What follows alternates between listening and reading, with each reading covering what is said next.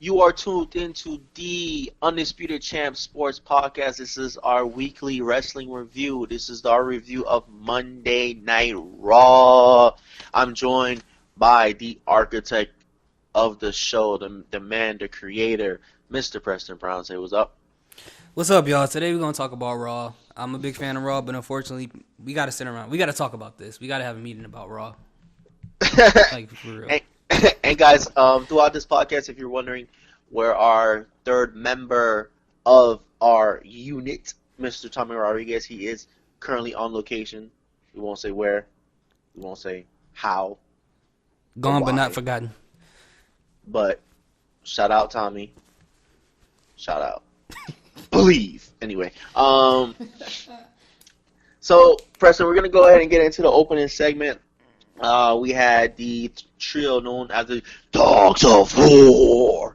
Anyway, coming out in their little, promo segment to gloat about what happened the week before about beating the Shield and everything like that. And then, Roman and Seth came out, said what they said. Seth said Dean Ambrose arrives whenever he wants. And pretty much the opening segment is building towards, Dean Ambrose's a pending heel turn, but also not so much. But anyway, what did you think about this opening segment? I thought it was okay. I mean, it was what it was. I don't know. Yeah, it was what it was. I was gonna say something, but I don't want to get too far ahead. So I'll just say it was what it was. It was Yeah, cool. yeah.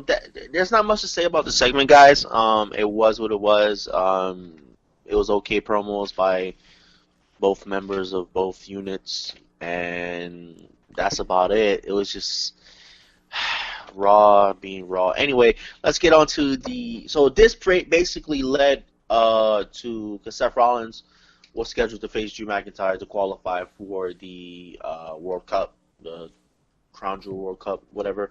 And so they got into the match. The Seth Rollins versus Drew McIntyre match was actually a pretty good match. I like the match. We knew it's Drew and Seth. They were gonna have a good match. But what happened was Dolph was interfering on the outside, and that's when the lunatic French Dean Ambrose arrived, out of the crowd, stopped Dolph, and then Seth hit Drew McIntyre with the curse up on the outside and won by count out. Anyway, what did you think about the match, and what did you think about Dean interfering and everything? I thought it was a great match. It's not too many times you're gonna get a bad match between these two. Seth Rollins being a great wrestler and Drew McIntyre. Those two, they just have some really good chemistry in the ring. Yeah. Um, Dean Ambrose interfering, I guess that just kind of played with the whole Shield thing that's going on. Outside of the match being great, that part was And cool too. it played to what Seth said. hmm He comes whenever he wants. He comes whenever he wants. Yeah, he came exactly when he wanted to, and he got a little pop from the crowd. But hmm other than that, Seth won. By the So, way, I don't know if I said this before, but I like the new look with oh, the whole jacket vest that he be wearing, whatever. With the Dean? jeans. Yeah, I like that. Yeah. But anyway, all right, guys, we're gonna get into. It's kind of a filler match, but I wanted to talk about this only because, we had Ember Moon and Nia Jax versus a returning Tamina and Dana Brooke, which is kind of a surprise. Like I thought Tamina was gonna return on SmackDown. I didn't think she was gonna return on Raw, but I kind of like that dynamic back and forth that she had with Nia Jax. Me too. Like there was a six. That Samoan drop she gave to Nia Jax It's was crazy. sick because she didn't just pick her up and drop her. She held her up for a little bit hmm and then dropped her, which was sick as hell. Um, but it wasn't a very long match, guys. It was a short match. Amber Moon won with the Eclipse. I thought Tamina looked very strong in the match. And after the match, Tamina gave Nia Jax a sick super kick and threw her, and then looked at Ember Moon, and her and Ember Moon threw Nia Jax out the ring. This wasn't like a heel turn or anything for Ember Moon. It's just building towards the battle royale Yeah. that they're having at Evolution to determine who's gonna get a women's title shot. So I thought that was a nice little build to her. I kind of thought at the end it was a little sloppy, the execution of throwing everybody over and then Dana Brooke being the last one. Yeah, that was so sloppy. That was so sloppy. But everything before that I liked, but that part was sloppy. But anyway, what did you think, bro? Yeah, I agree, man. I thought it was cool seeing Tamina back, which is weird because she did get drafted to SmackDown in a Superstar Shakeup, but never seen again ever since that day where they all stood around and was like, "These are your women of SmackDown" or whatever. But it was cool to see her versus Nia Jax, like you said. Like I got a little scared when I seen them going against each other because I was like, "Yo, it's about to be two monsters as far as women Yeah, go that's about to go at it." And I would love, to be honest with you, I would love it if they had a feud. Like to be honest with you, yeah, me too. I think that would be great. Me too. With Yeah, them I think being, they can do some good things for sure. they could do some good things, and it would stop them putting Nia Jax in these matches where it's her versus a smaller girl and she just tossing a girl around. Now they can do something new and a lot more creative. Though you know what I hope so much to happen I think I know what you're that thinking, man. I praise I hope and pray so much at Evolution. Nia Jax is in the ring by herself, and here comes Karma. I want that, bro. For real, I want that so. Yo, I bro, wouldn't be surprised if that did happen. Karma should have. Yo, if You want to talk about a beast? bro, I'm so mad. What happened to her Mm-hmm. because she was going to fucking dominate. Mm-hmm. And Triple H was the reason why she came to WWE. Triple H picked her to come into WWE to fucking wreak havoc. Like honestly, I think Karma was Triple H turning the Divas division around. Mm-hmm. I think when Karma came in, that was the plan to turn that shit on his face and that Diva shit to get the fuck out of here.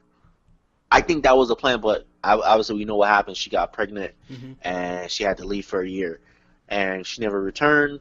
I don't know exactly what happened, why she couldn't come back, but yeah, and everyone knows Karma. She was awesome Kong in TNA. Like Yeah. she's fucking really good, especially a bigger wrestler. She is really good. Like I've always wanted to see her come back, bro. Like she's one of the ones that I've always just wanting her to come back and waiting, and it just never fucking happened, man. Mm-hmm. It's very disappointing, but I hope in Evolution she shows up. If they plan on bringing 50 women, a whole bunch of women. Like I hope even if she doesn't win the battle royal, I hope since they're doing a battle royal, there's some surprises. So I hope she comes back in that battle royal. And she got to wear her ring attire, the one she had before. Don't Hell yeah! Don't bring her in a t-shirt and some pants like they did Molly Holly. Just come in with the whole. No, she has to wear what she was wearing before. Like I loved her gimmick so much, bro. Because we're tired so much of that diva shit, and she was coming out and just taking them out. Yep, turned it all on his head. Week by week, all of it. After the matches, I remember which match was it? Well, I remember when she debuted, and it was after Michelle McCool and Layla match, and Layla won. And then all you hear, and you hear Karma's music. That's sick. Her music was sick and fucking sadistic too. With her laugh, like her laugh was just sick as fuck. Mm-hmm. Like, and she came out, and you can just hear the crowd like, holy shit. Mm-hmm. What the fuck is going on, bro? Who is this? And she took out Michelle McCool, and when she came out on Raw, and that's when JR was still a commentary. She came out on Raw, and he was like, what the hell? like, bro, because she was physically imposing for a woman. Huge. And she was week after week just taking them out, man. Taking them out. It was so bro. different because we didn't see anybody with her body shape like that either coming in the women's division, and she just came in and redefined everything. Yeah, absolutely. So I'm definitely hoping that happens at Evolution. But anyway, let's move on to best segment of the night for me personally. Yeah. Best everything for the night for me personally. The segment with Ronda Rousey and the Bella Twins. And people, I'm just gonna let Preston Brown go. Go. Yo, okay. So this whole segment, man, was savage, man. You know, the whole thing about I've been knocking down. Well, basically, if you guys didn't know, Ronda Rousey standing inside the ring and she's talking to the Bella Twins who are on the top of the ramp, and she's basically just going in on them, saying stuff like, "I've been knocking doors in Strike Force, UFC, and all these different things. The only the door you knocked down, Nikki, was the door to John Cena's bedroom, and he threw you back out of that bedroom." Like, she was going in. She was going I couldn't ham, believe bro. she said some of the stuff she said. She said some real stuff like, you guys are just, what did she say, diluting your husband's or your man's moveset, bro. which is something I said for a while, was literally Ronda Rousey was literally saying everything that everyone wants to say to the Bellas, but don't get a chance to say it. That's what she was saying. She was saying everything that everyone's been thinking and been wanting to say about the fucking Bella Twins, especially Nikki Bella, this whole time. The one part that I was like, dang, she was like, talent isn't a sexual transmitted disease. I was like, oh, that is crazy. Bro. Ronda Rousey was going insane. And then, Nikki Bella had the absolute fucking nerve to say, I was the longest reigning Divas champion, and that means something to the women in the locker room. Bitch, that means nothing to them. Yeah, all right, LeBron James. That means nothing to them. They hated that ugly ass belt. They hated those women that present day in the locker room today hated the term being called diva. Mm-hmm. They strive, not you, Nikki Bella. They strive to get that, to eliminate that word. And I give it to the Bellas saying that, yeah, they do belong in this evolution because they did create opportunities with their reality TV show. They did. I give them that. But do not sit here and act like you broke down doors and barriers when it comes to women's wrestling. They definitely did. Not. They didn't. You did not. Not even close. You hindered women's wrestling more than you helped it. And that is a fact. You and the divas of the past, the divas, hindered women's wrestling more than you helped it. 100%. And she keeps giving her accomplishments to herself, but let's look at it like this. If she wasn't with John Cena, I think her career would have went a whole different course. I don't think she would be having that championship for that long. This is a fact. This is not us having sour grapes. This is not us trying to be disrespectful. If you wasn't banging the face that runs the place, the Bella Twins probably wouldn't even be back in WWE because you remember they had left. Mm-hmm. They probably wouldn't have been back. I don't even know what kind of moveset either one of them would have. Like, the Rack Attack was basically a AA or FU modified for women. Like, a lot of the things that they got were, like what Ronda Rousey said, came from their men. And it wasn't anything that they did specifically. Like, and remember we saw that the whole thing, what was that, on Twitter, that she named all these people she wrestled with? Mm-hmm. It was like, okay, you wrestled with them, but what is that? 90% of them you named was from the division that people hated. Exactly. Like, come on, bro. What are you talking about here? Like, Nikki Bella in her promo just did not help herself at all. It didn't make no sense. And I kind of thought she was fighting back tears when Ronda was going in. When Ronda was going in on her, she heard the way her face looked. I was like, yo, man. But I mean, I don't know why, because she knew this was coming. I would hope if she didn't know, that's just hilarious. But it's a little different though when you get hit with that in front of everybody. You know what's coming. You're like, in front of the whole crowd. Yeah, that was. Oh my god, that was great. I mean, that's the best thing in the night. That was funny. Ronda said, "You two know I can rip both of your arms out and beat you with it." Yeah, and she was like, y'all gonna come up here? She said, "Are y'all gonna come up here and get this ass whipping? Do I gotta come down there and give it to you?" I was like, "Oh shit." And then wait a minute. This was the dumbest shit. So to call she security said, "Do you want, out, bro?" Look, before she said that, basically she said, "Do you want pickup or delivery? Which one do you want?" You let me know. And then wait a minute. Listen. Nikki Bella, you have a nice ass. I like looking at it. Yeah, that part I was get fire. it. I ain't gonna lie to you. That part was I fire. get it. No, bro. No, bro. Listen, seeing her shake her ass was fire, That was fire. but that was the dumbest shit to call out security. That was weird, Why bro. shaking your ass calls out security made no sense to me. That was her mating call or something. That didn't make no sense. It It didn't. makes no sense to me, bro. I mean, I liked seeing the presentation, That was yeah, but it was nice. it was retarded. Like, like, what? Because when she did that and I saw, I was like, oh my god. And then security came out. I was like, wait, was that the Yo, bat bro, signal for them? that's what I'm saying. When she did that, I thought just her music. I thought that was her way of saying, But she did it with a little like extra, F you. yeah, oomph in there. That's what I'm saying. Like, I thought that was her way of saying, you know what? I don't care what you say, F you, and then her music is gonna play. That's what I thought, and then she's just gonna walk off. Security came. Like, then security came. I'm like, what? And dude, the first security guard that walked up to Ronda, this dude was screaming before she even did anything. She grabbed him. And he started, I'm like, come on, Yeah, bro. man, that I was get crazy, it's fake, bro. Come on, bro. Like, what's going on, man? Yeah, man. But all in all, this to me personally, this was the best segment of the night. Yeah. This was the best everything in the night. Ronda Rousey was fantastic on the mic. She sold it. There was a little hiccup though. There was a little hiccup.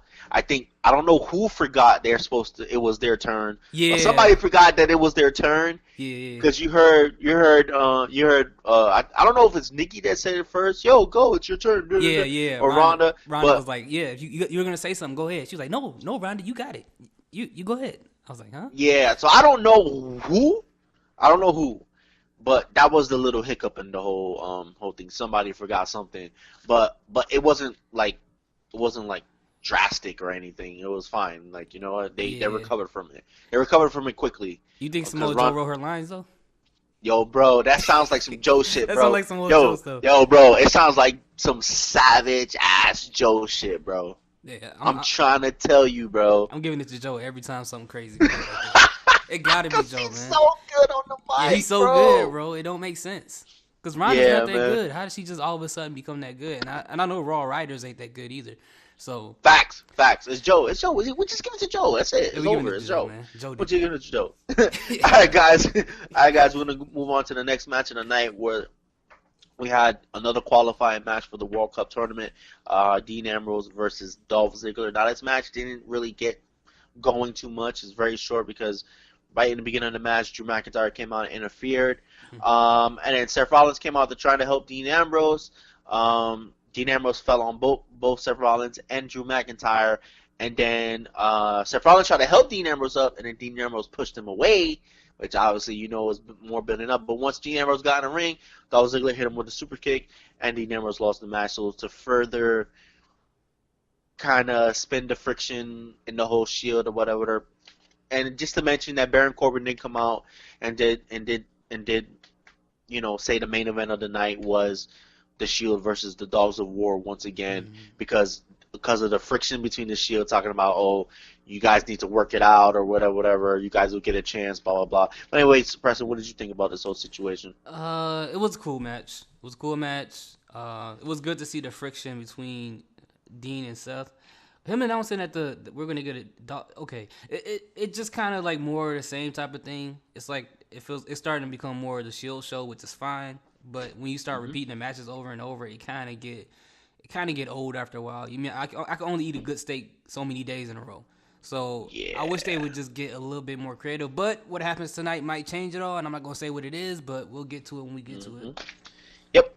And I'm so happy of what happened because there needs to be a change. But anyway, we're not gonna really talk too much about it. But we're not gonna really. I'm gonna get into the next segment. It's not really something to talk about too much because it's just something developing. So we had Lashley and Leo Rush came out, and because at first it was a match with Finn Balor and he beat Jinder Mahal, and then we had Leo Rush and Bobby Lashley come out and interrupt. Basically, I guess you could say interrupt Finn Balor's celebration, but you can see that they're teasing a feud between Finn Balor and Lashley. And I mean, I'm okay with it. It gives them something both to do. Exactly. And it could be a good, and we know how great Finn is in the ring, and they can have a great feud with great matches. And I'm actually really looking forward to that. I'm glad Lashley has been put on the spotlight. Finn Balor has something to do, and it should be a really good feud. Leo's doing his job, and he's doing his job very well. Mm-hmm. And I just like I like this new Lashley attitude, this cocky attitude, coming out flexing and doing what he's doing. He So looks like money. Nobody Sound- smells like him. Nobody looks like him. it looks like money, smells like money. Leo, man, you gotta love that guy, man. Leo, man, he's the best part of Raw. Lashley, Lashley, Lashley. Low weight tie reps, low weight tie reps. Man, Leo, man. Leo's the best thing to happen to Raw in a long time, bro. Fags, man. Bro, it's just so hilarious when he said, it looks like money, smells like money. Like, I'm like, It's money. this guy. Do it one more time. And he just goes in there and just flex. I'm like, wow, that's crazy. It's perfect. Yeah, man. It's perfect. It's perfect. He's perfect for Lashley. This is a great idea. All right, guys. We're gonna go ahead and get into our next segment, and the next segment of the night is one of the downers. And it sucks to say that because we have 4 very talented women in this segment, but man, did they feed Trish and Lita the worst lines to say. Just because they're in Philadelphia, you talking about practice? Practice? You talking about practice? No, what? Bro, after the first couple times when they said that shit, after that, they lost the crowd. It didn't hit. Like, the crowd wasn't reacting. They kept trying to force it down the crowd. Like, come on, you guys say something. Like, no. Like, yeah, bro. And I'm like, yo, Trish and Lita is better than this, WWE. Just don't do that shit. Like, stop. Yeah, I think they Mickey James didn't look comfortable in that segment. She was like she was fumbling shit that she was saying. Like nobody, I felt like nobody was comfortable in that segment. It looked like nobody was like. Everybody was just kind of. Oh man, I was comfortable. Right? Like, I just kind of. I didn't even want to watch it. It hurt to watch it. My brain was hurting. My ears was hurting. Mm-hmm. I was like, oh my god, this is so depressing. I don't know what was going on in that segment. I don't even think they knew, man. I ain't gonna lie to you. Because when Alexa Bliss was standing there, and before they did that whole we gonna act like we gonna run up there but we not, it looked like Mickey James didn't even know what was supposed to happen, and she was just like watching Alexa the whole time. So it was just like. And by the way, guys, I would like to mention I thoroughly loved watching Mickey James and Alexa Bliss on top of the stage. I just like to point that out. But anyway, you were saying 1000%, and also Corey Graves, Allen Iverson is not dead. Yeah, you know that. I was like, what the heck? Like nobody. Like, it was a weird pause after that happened. That was the weirdest thing. Like I was like, wait, what? Allen Iverson is rolling in his grave. He's not dead, bro. What are you talking about? They trying to kill the black man, Joe. I think it might have been a double shot by Corey Graves. I don't know. It might have been a double shot because no one knows what AI is pretty much like non-existent right now. But I don't know. But that was just weird. It was a weird thing to say. Like I was like, what the fuck is he talking about? Like what?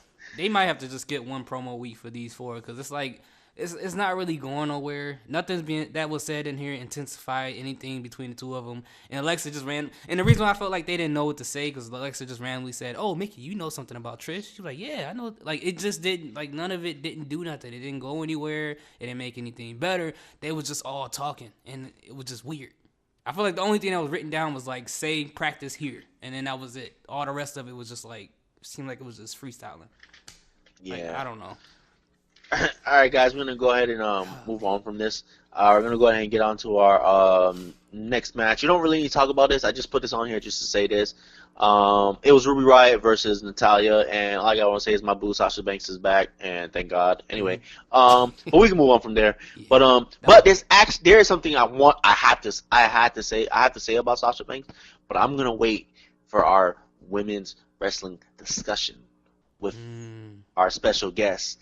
There's I thought about something about Sasha Banks, right?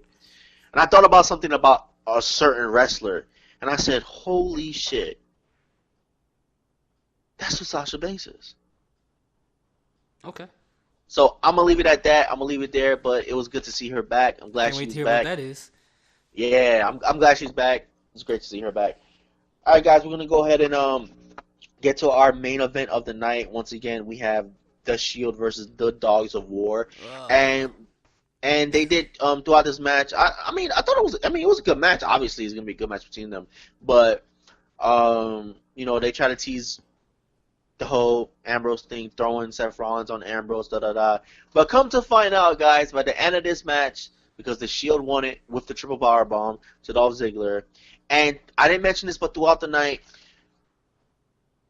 there was backstage promos with the Shield, Dean Ambrose catching feelings because Seth Rollins called him a lunatic, and which was retarded. But anyway, and there was Braun constantly saying, "You gonna get these hands." We knew this was gonna happen. mm-hmm. We knew once this Shield and this shit between.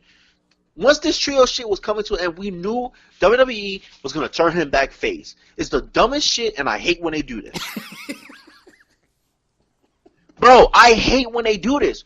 Why did you turn him heel? You could have just left that alone. Why did he need to turn heel? Why? I don't know. I don't know, man. I really don't know.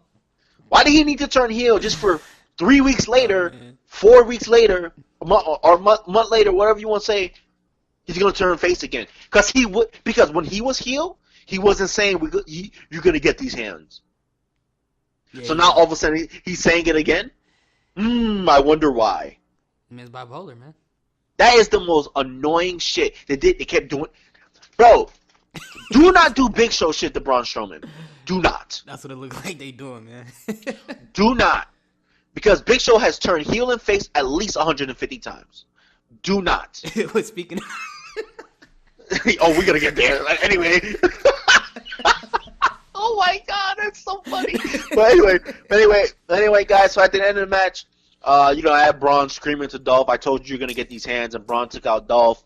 And he tried to take out Drew. But when Braun took out Dolph, Drew McIntyre caught him with that Claymore, which was sick. So that was so crazy. That was so sick. So now, basically, we're possibly going to get a little something between Drew McIntyre and Braun Strowman, which I love, and it's going to separate the Dogs of War. Drew and Dolph are still tag champions, so I think Drew and Dolph are probably still going to be together, or within a week or two, WWE is going to have them lose that tag team title and separate. Fuck no. Fuck no. It's wrong, crazy. Man. Nah. No, bro, I will check out, bro. I will check out, bro. If that motherfucker don't have a partner, I will check out. These hands, man, that's his partners. Bro, if you don't have a partner, I will check. Because you know what I think they're transitioning, though? I think what they're transitioning to Braun feuding with them two, and the Shield feuding amongst themselves. Yeah, it's going to be like an implosion type thing. I feel like that's what they're leaning up to. But and I hope you get that road team, man. That Dean and Drew. That would be crazy. Great. But I don't understand though. Like, why is like what you said before we move on? Like Dean being so sensitive about being called lunatic. This dude been wearing shirts that says lunatic fringe and insane asylum and whatever. I didn't get that. Why is he so sensitive? I didn't understand that. Did he go to a psychologist and find out he's really crazy, and now he's all sensitive about it? Like, it don't make any sense. And he's been calling himself that. And people on the announcement table has been calling him that. So it's like, why are you so sensitive about that? Like, what happened? Yeah. What happened when he was on break? Like, something happened to this guy, man. Yeah, I don't know, bro. I don't know what they're doing. Bro. I just don't. I really don't. Yeah, it's true. But anyway, guys, that's basically what happened. That's the main event of the night. The Shield stood strong. Drew McIntyre walked off. That was the great part. That was the highlight of the main event to me. Raw was pretty lackluster this week, guys. It really was, and the Raw guy on this podcast knows it. he knows it. Man. That's nice. He knows it. But anyway, guys, we're gonna go ahead and give our score. I'm gonna let Preston. What's your score for Raw, man? Man, I'm getting Raw D+. What's your grade? A what? A D+. A D+? Yeah. Damn. Even though the matches are great, but I don't think it was enough because we saw it before. The matches were great. Well, not all of them, but the three we talked about. But the thing is, we got repetitive matches again. Yeah. Which I guess was cool, whatever. Ronda Rousey had a great segment. My grade was a C. Shit. Ronda Rousey was a great segment, but we just had so much lackluster bad stuff that happened. It didn't even. And that's why I gave it a C. the main event, Drew McIntyre and Seth Rollins, that Ronda Rousey segment, the setup for the Lashley and Finn Balor feud. Hmm. That's why I gave it a C. Yeah, I was just disappointed, That's why I man. gave it a C. Because No, I got you. It was disappointing. Even though the things that I mentioned, it was still a disappointing I was show. just hoping they Like would break that without trend, man. Without that Ronda Rousey segment, bro, it would have been a D minus strong F, bro. And I wish they would just break that trend because they do this every time. They have a trash go home show. They go into a pay per view. They have a great Raw after the pay per view. Then a week after, they go back to being trash. And I hate when they do that. It's the same thing every time, every month. Yeah, man. Yeah, that's But true. it is what it is. Yeah. But anyway, guys, that's gonna do it for our Raw review. Go ahead and like, comment, subscribe, share with your friends. Go ahead and click over to our SmackDown review. We're gonna go ahead and do our SmackDown review. This has been the Undisputed Champion Sports Podcast Raw review. I am Carmine. That is Preston Brown.